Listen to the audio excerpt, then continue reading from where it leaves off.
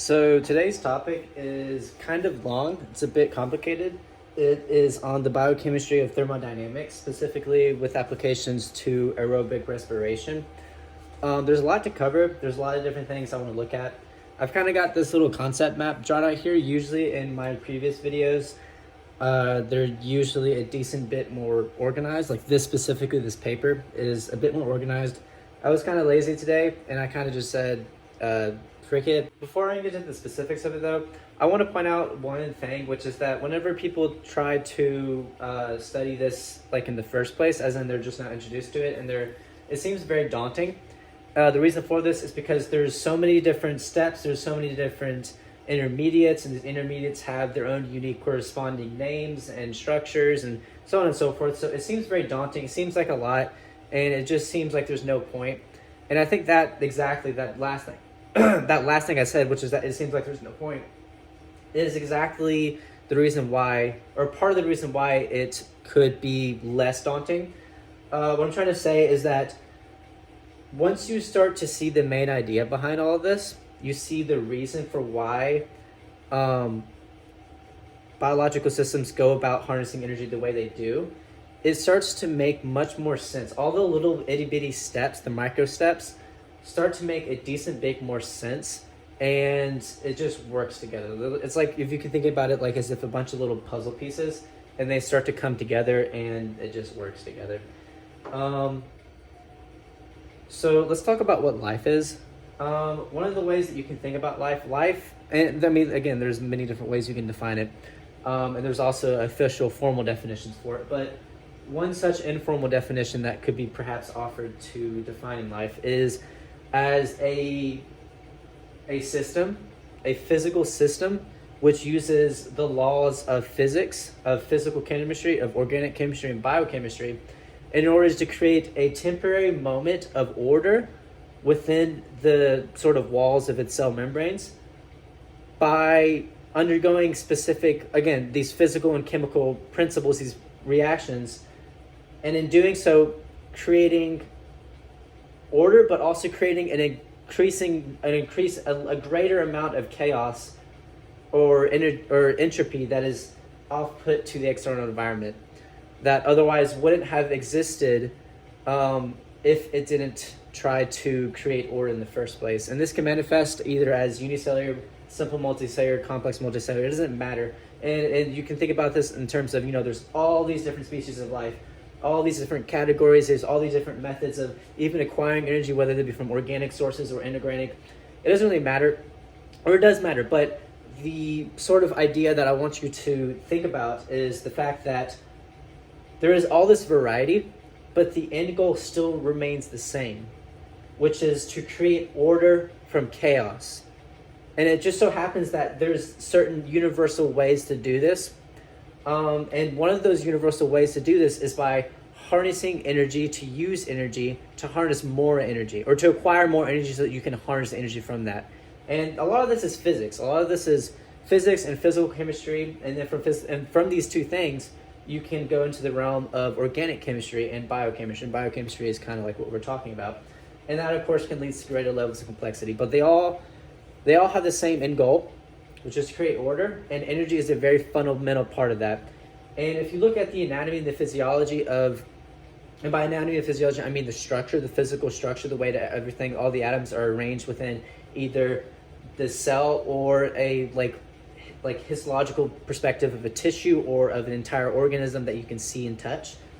It is arranged in a very specific way in order to accomplish this goal.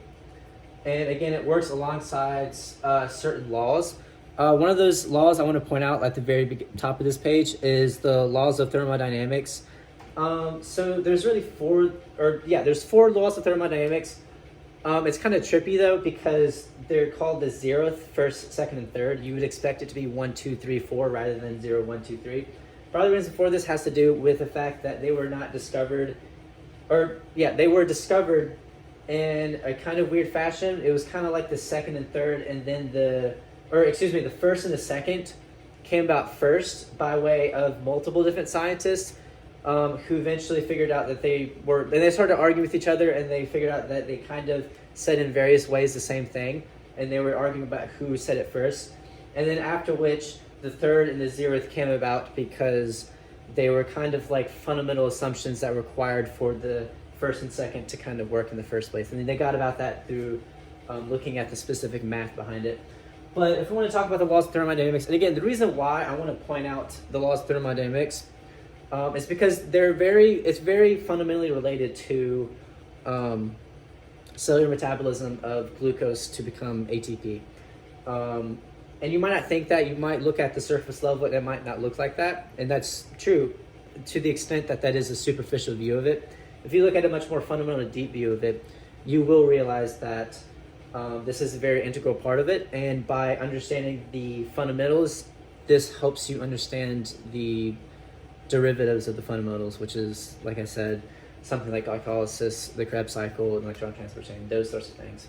So that's why we kind of go over it. That's the significance of it. Now, as to what the laws of thermodynamics are, the zeroth law states that if you have three systems, and like if two of the systems, if you have three systems, A, B, and C, and B and C are in thermal equilibrium with each other, and A and C are in thermal equilibrium with each other, that must mean that A and B are also in thermal equilibrium with each other. Essentially saying that, and by thermal equilibrium, I mean that there's an equilibrium of the heat being transferred, so there is like an equal amount of heat transfer between both. So they're both the same temperature, kind of. The first law and the second law are probably the most important, I guess, in my amateur opinion. The first law has to do with the conservation of energy, much like the conservation of mass. It just says that energy cannot be created nor destroyed. It can only be converted forms. This is very, very crucial because oftentimes, when you're looking at some sort of chemical reaction or even a physics scenario of, objects moving, forces, that sort of thing, it looks like, from a superficial point of view, that energy is lost. From a superficial view, it does look like that. However, if you were to look at what is actually happening, you would realize that oftentimes this energy is lost as heat. Okay? The second law has to do with entropy. And it says that the entropy of an isolated system will always increase, and more particularly, the universe as a whole, the entropy of the universe as a whole is always going to increase, no matter what you do. Like I said before, even if you create some amount of order within a subsection of that entire system, the entire system being the universe, you are still, by creating order within that subsection, still having to off-put a greater amount of entropy to the environment. So, for example, like a fridge, it's cold on the inside, but it still is off-putting a decent amount of heat to the environment in order to be cold. So don't be fooled by looking at only that system and not the environment in which it's surrounded. And entropy can be defined as the randomness. It can be thought of in a few different ways, I think, but it's all fundamentally the same, which is that it's the number of microstates a system can exist in, which can be thought of mathematically too, with an equation. Or you can think about it more in terms of the fact that energy is constantly trying to spread out. It never wants to stay in one isolated place. It's always moving from an area of high concentration or high energy or high heat to a low concentration, an area of low energy or low heat. So it's always spreading out to try to form some sort of homogeneous mixture. If you've got a piece of literally anything, a piece of wood, and one part of it's really hot, the heat will move. It naturally just will not stay in that one single spot. It will move out, it will spread out. It's kind of fundamental. Third law is that absolute zero cannot be accomplished, which means that fundamentally, and by absolute zero, I mean there's absolutely zero energy in something, meaning that the molecules have ceased to vibrate. Can't happen. Part of what that means is that everything has energy, and everything has heat.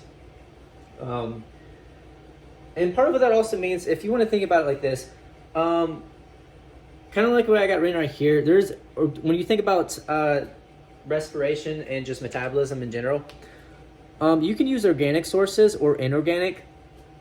And again, by organic, I mean carbon-to-carbon bonds. Inorganic meaning it can have a carbon in it, but as long as if there's no carbon-carbon bond, it's considered organic. The idea behind that is that while it is true that we tend to think of metabolism in very distinct ways, such that you use glucose in combination with oxygen to break down to ATP and CO2 and water and so on and so forth, it's actually not true to every single living being. Meaning, there are plenty of other microbes which have evolved other ways to acquire energy from other sources that matter. And I guess in theory, when you think about it, from a theoretical standpoint, everything has some amount of energy, ergo, everything could, in theory, be harnessed for its energy. Now, whether you want to talk about whether or not a specific source of energy and the method by which you derive energy from it is efficient, that's an entirely different conversation. It is very true that you could take some sources of energy are better than others in terms of there being a net total of production of energy rather than a net total of expenditure of energy to yield energy from it.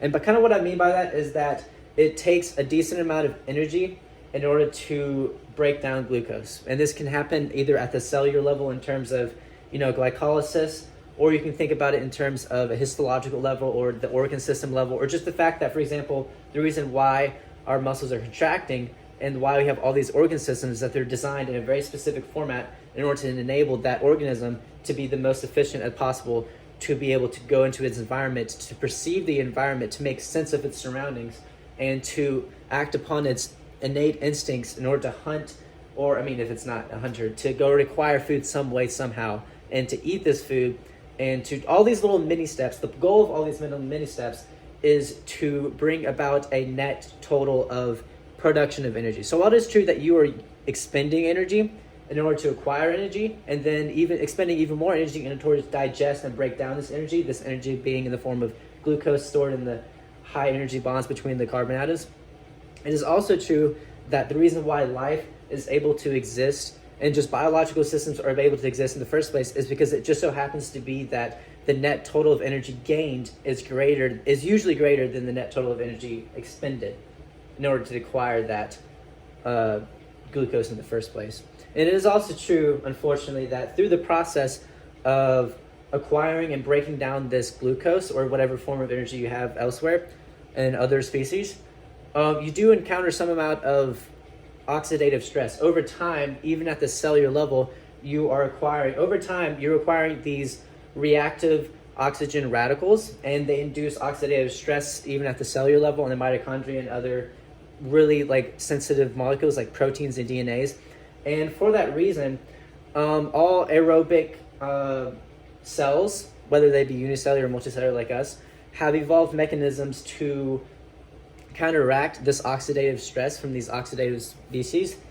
And they've evolved specific enzymes in order to act as antioxidants to donate electrons to that radical and to neutralize the threat. And of course, when you think about anaerobic, certain types of microbes that are not only anaerobic, meaning they don't use oxygen to break down their food, or their food being inorganic or being mostly inorganic probably, but they also actually can't live in oxic environments, because doing so would cause them to be exposed to oxygen, and being exposed to oxygen means that they will encounter oxidative stress like that, and they don't have the mechanisms to deal with that. That was a bit of a tangent. Let me look where I am. Oh, okay, so let's think about this. So I said also conservation of energy not created and destroyed. One of the things I want to point out as a sort of macro idea, where am I? Okay, yeah, so as a macro idea, when we're breaking down glucose, there's a lot of intermediates. And again, I say glucose, but really you could say also, if you're thinking about some other source. But for the sake of just the discussion, think about glucose. When you're breaking down glucose, you have all of these little intermediates that are broken, that it goes from this intermediate to that intermediate to that intermediate and that intermediate. And again, there's also very specific reasons for why we have these intermediates, and that has to do with the structure, and that has to do with thermodynamics, and we'll get into that. But one of the points I want to point out right now is that as you go along, have I written this on here? I don't think I did. As you go along this process, kind of like this, you start out with a very high potential energy molecule, glucose, and as you go down this little stepwise fashion, it becomes increasingly low potential energy for that unit molecule. And the reason for this is that the goal is to harness the energy, but not to release all of the energy stored in these bonds all at once. Because if you do that, then a lot of it is lost as heat and it goes into the environment and you've kind of just screwed up. The idea behind all these micro steps, as opposed to just 1 or 2, even 3 big steps, or intermediates if you want to put it instead of steps, is to make sure that you don't lose a lot of the energy as heat.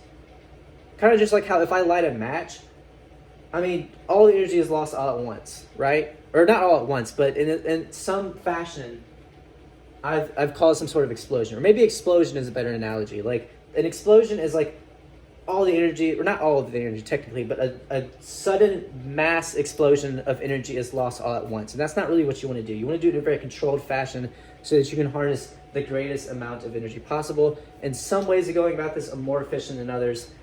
In some ways are more efficient in terms of the niche of its environment, you know? Because the environment does play a factor in terms of, you know, is this method of metabolism more efficient here? Is it more efficient there? I mean, the different changes per environment. So yeah, okay. Another thing I want to point out is kind of what I got right here. It's kind of, I don't know how much of this is able to read. There's a chance that all of this might be just like chicken scratch and you just can't read any of it. Regardless, notice how I've written here on this number 2 thing, light to chemical to mechanical to chemical. So like I said, energy is converted from forms, and this can even be converted from chemical forms from one chemical form to another, or it can be converted from something even like more distinct, like light to chemical to mechanical to chemical. In this specific context, by light, I'm referring to photosynthesis. That's an entirely different, it's not an entirely different thing. It still uses thermodynamics, it's still biochemistry. Entirely different to this video. I'm not really wanting to talk about that here. But from light, you get, from light, you can harness the energy of light to store this energy in the chemical bonds of, say, for example, glucose. And then through the process of breaking it down, glucose breaking it down by any cell that has glucose, you eventually, through all these little crazy steps, you're going to convert this chemical energy into mechanical energy. I mean, mechanical energy, I mean specifically ATP synthase, which is just a quaternary protein. Quaternary meaning there are multiple proteins put together to form one massive protein, in which it works together to form one singular function. By mechanical energy, I mean ATP synthase. There's eventually going to be an electrochemical gradient where there is a higher concentration of protons on one side of the inner mitochondrial membrane and a lower concentration on the other. And then they flow down their concentration grade specifically through ATP synthase. And as they do this, because this is something they naturally do, because naturally, like I said before, everything wants to be in equilibrium with itself. Everything wants to spread out in equal amounts. As the protons move along their electrochemical gradient from high to low, it will go through the ATP synthase, and it will go through this specific part of the ATP synthase like a channel. And due to the structure of ATP synthase as a turbine, it will start to like twist and turn in a very specific way. Again, mechanical energy, this is movement, it's doing work. And through the process of this turning generated by the movement of the protons down their chemical gradient, electrochemical gradient, it actually will have an inorganic phosphate group that slams against a adenosine diphosphate, or ADP, such that the energy of this movement of the slamming in its very specific fashion and very specific shape, in the most efficient way possible, will actually cause the energy of that slamming, of that movement, of that heat generated by the ATP synthase, generated by the protons moving down their electrochemical gradient, which is generated by all these other steps we'll talk about in a minute, causes it to bond, right? Chemical bond is created from that energy because it's non-spontaneous, because Gibbs free energy is positive. And then after doing that, you now have ATP as opposed to two separate ADP and then an inorganic phosphate. That's kind of the idea here. That's like a macro idea. Maybe I've looked too much at macro ideas so far, but that's fine. Oh, and this is another thing to say. I probably already said this, but through the process of going from all these different intermediates to produce ATP, a lot of this energy is being lost as heat and as entropy. And you can even think about it in terms of like, you look at like in ecological view of producers, primary consumers, secondary consumers, tertiary consumers, those sorts of things. Even then, you see this fact still remaining, which is that heat entropy always maximizes. It's always being lost in the environment. Okay, so one more thing I want to point out before I move on. I feel as though I've probably been lingering too far on the macro concepts. The one thing I want to point out is, so when people think about the fact that you can use organic or inorganic sources, that might seem like a bit of a foreign concept to a lot of people. And to be fair, I mean, it does seem pretty foreign, being that, you know, every single animal that you and I can see uses organic forms of energy, whereas microbes are able to use inorganic. Part of the reason for why this is thermodynamically possible to use inorganic is due to the fact that inherently, theoretically, there's some amount of energy that goes into the chemical bonds between any two chemical species, or rather any two atoms. And theoretically, when you break that bond, some amount of energy is released, and that's where you get that idea. And that these microbes have just evolved very specific adaptations and very specific enzymes within their unique ecological niche to harness the energy from said molecules. There's a lot to go into that. Furthermore, if you want to think about a singular atom, there is also a large amount of energy that goes into even putting together an atom and all of its constituent parts in the first place. Specifically, it's protons and the neutrons, the electrons. Specifically, the protons and the neutrons. In order to get them to come together like that, even though they repel each other, although the neutrons do play a part in causing that repulsion to be mitigated to some extent, there is a lot of energy that goes into that, and that's an entire different field of quantum physics. And ergo, that's part of the reason why you have nuclear explosions that are able to produce such massive energy whenever you do that, whenever you split the atom. So let's focus back on track. So when we think about organic sources of cellular metabolism, we can think about aerobic. I mean, it's kind of hard to read. I didn't really write it very well. Aerobic respiration, which again, hence the name, uses oxygen as the terminal electron acceptor, or fermentation. I'm not really going to look at fermentation. I really just want to look at aerobic respiration just for the sake of the video. Again, the way that this starts off is you start off with glucose, and it goes through really three major steps, to be honest. And again, these three major steps can be subdivided into even more steps. For the sake of looking at the bigger picture of this, though, there's three major steps. You've got glycolysis, the Krebs cycle, which just has many different names, like citric acid cycle.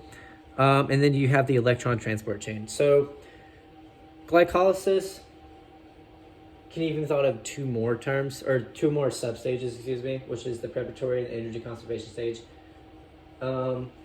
There's a lot that can go to the specifics of this. I'm debating whether or not to talk about the specifics, but since this video is about thermodynamics more so than anything, I think for the sake of just that fact alone, I'm not really going to talk about the specifics of glycolysis and the specific Krebs cycles. And by that, I mean, for example, the intermediates and how you go from one thing to the other.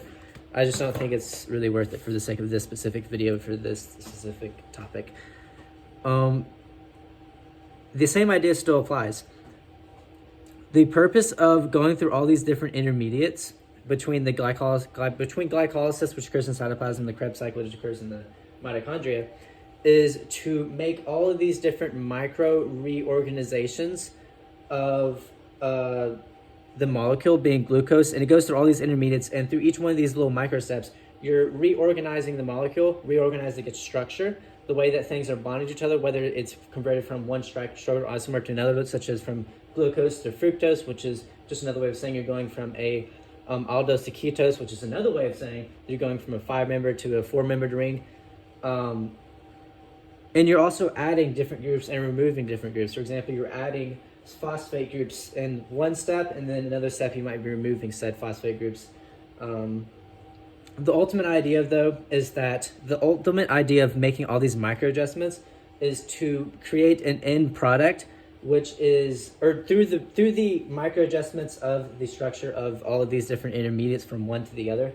The goal is to create a molecule who, because of its structure, it is more thermodynamically favorable for an electron transporter, specifically NAD plus or FAD H, to come along and to basically react with this intermediate to cause one of the hydrogens or one of the protons, as well as two electrons, to be yanked from it to this electron transporter, so that the electron transporter can then take this to the next step. That's really the idea. Like, we're going through all these intermediates and we're reorganizing and all these micro adjustments, adding things, removing things, reorganizing, so on and so forth, so that we can produce these intermediates who, because of their specific structure that we now altered to become this way, it's more thermodynamically favorable for the NAD plus to come along and then just yank one of the hydrogens and the high energy electrons from this molecule. And then the idea is that once you get enough of NAD H's, you will get to the electron transport chain, which has to do with what happens after. And again, this is all a cycle, hence the name cycle. So you start off with a starting thing minus, the hydrogens that you just took away and the high energy electrons. The high energy electrons are important for what happens with the electron transport chain. With the electron transport chain, the idea is that within the mitochondria of the inner mitochondrial matrix, as well as the inner mitochondrial membrane, and the idea is that in this inner membrane, you have several complexes, and by complexes, I really mean proteins, who are arranged in a very specific fashion. And by fashion, I mean spatial arrangement to one another, next to an ATP synthase. The idea is that NADH comes along to the electron transport chain, which again, it has its proton and its high energy electrons, which it gained from the intermediates throughout the process of these two things. And it basically deposits a proton and a high energy electron. So, and there's two different things that happens with each. So first, let's talk about what happens to the high energy electron that the NADH deposits to the electron transport chain. So what this high energy electron does, is that it is moving along all these different complexes from 1 to 3 to 4, and then finally to oxygen as the terminal electron acceptor to become water. As it moves along, it's moving through one complex to the other, but not only is it moving through one complex to the other, it's also moving through certain subsections of them, so certain groups within them or certain atoms. And the idea is that as it moves along, it loses, this high energy electron is losing some amount of the energy that it has as being a high energy electron from, in which it got originally by being stored in the high energy chemical bonds in glucose and carbonated carbon, which that came from through the manipulation of light energy. It releases some amount of the energy within these complexes, which are located within the inner mitochondrial membrane, to allow for the complex to harness some amount of that energy to use a pump to pump the protons, which again, we got the protons from the NADH, the hydrogen, the proton being the hydrogen without the electron accompanying it, to pump some of the protons against their electrochemical gradient. Notice the keyword against. Again, nothing really wants to go against its gradient. It wants to go like with it. In other words, it's pumping from low to high. And of course that uses energy, and it gets this energy through the high energy electron, and it gets that by basically transferring from one thing to the other, to the other, to the other, to the other, multiple times through all these micro steps, so that it's much more controlled fashion. And so again, after it's done and it's done its thing, it will go to oxygen to become water. And oxygen isn't there to act as the terminal electron acceptor, then you have a lot of problems. But let's talk about what the protons. So now up to this point, what we have is an electrochemical gradient, being that on one side of the membrane, there's a high concentration of protons, and the other side, there's a low. And like we said before, matter in these systems tend to seek equilibrium, meaning it wants to move from high concentration to low concentration. Very basic idea. And the only way it can do that in this scenario, and it wants to do that naturally, it doesn't require energy, it will do it on its own. And that's the key part of this here.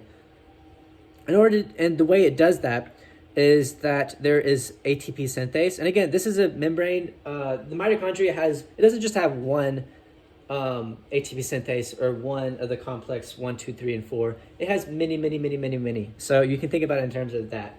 But we're thinking about really just in terms of one subsection for the sake of comprehension. The protons will move down the concentration gradient to the other side where there's a low concentration gradient, so there's an equilibrium. And by doing so, it is actually going to move through the ATP synthase.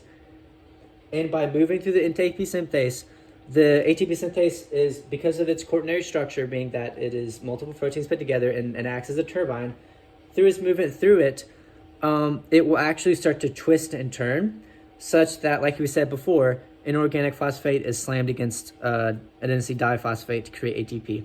And that's, again, like what we said before, we get the mechanical part, mechanical being the physical movement. It's doing work, so that we can get chemical energy, which is transferred via that way.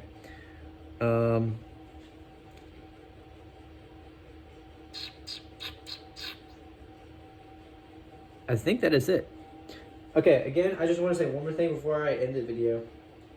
The point of this video isn't to go into the specifics. Again, meaning the specifics, meaning like these specific intermediates. That's not really the point of this video. That can be a different video. That can be a different sort of concept. I just wanted to create this video in order to better explain the big ideas behind why all of this happens in the first place and what this means fundamentally. Not just means in terms of what are the letters of the words, what does the structure look like. That's one thing, that's good to know. But I just want to make sure that there's a concept that's being explained behind why it happens in the first place, I guess. So I hope that helps. It is possible that some amount of what I've said so far in this video is just factually wrong, maybe. I don't know. I'm not a professional. So if there is, then sorry, I guess. And thank you for watching if you did watch.